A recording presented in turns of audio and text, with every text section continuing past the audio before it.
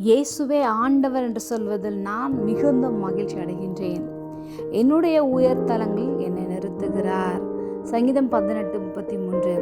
அவர் என் கால்களை மான்களுடைய கால்களைப் போலாக்கி என்னுடைய உயர்தலங்களில் என்னை நிறுத்துகிறார்.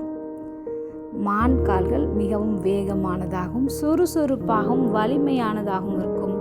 அதே சமயத்தில் எதையும் எளிதாக எந்தவித சிரமமும் இல்லாமல், இன்னும் சொல்ல வேண்டுமானால் தடைகளை தாண்டவும் எங்கும் தப்பிக்க தெரிந்த புத்திசாலியான உயிரினம்.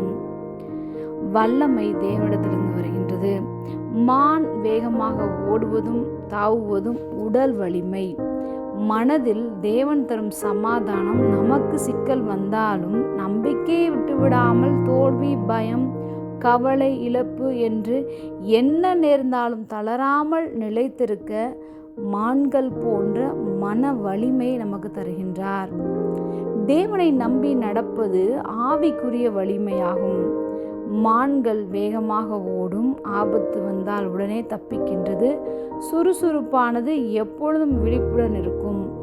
நாமும் ஆவியில் பலப்பட வேண்டுமானால் நம்பிக்கை, தைரியம், விசுவாசம் இவைகளை தேவனிடத்தில் வைக்க வேண்டும். மான்களிடமிருந்து இவைகளை நாம் கற்றுக்கொள்ளவும் முடியும். நாமும் உயர்தலங்களில் தேவனால் நிறுத்தப்பட வேண்டுமானால் தேவனை நம் கண்முன் நிறுத்துவோம். ஜெபம். அன்பின் பரம தகப்பனை, எப்பொழுதும் எங்களோடு கூட இருக்கிறவரே, எங்களுடைய உயர்தலங்களில் எங்களை நிறுத்துகிறதற்காக நாங்கள் நன்றி செலுத்துகிறோம். இயேசுவின் நாமத்தில் பிதாவே, ஆமென்.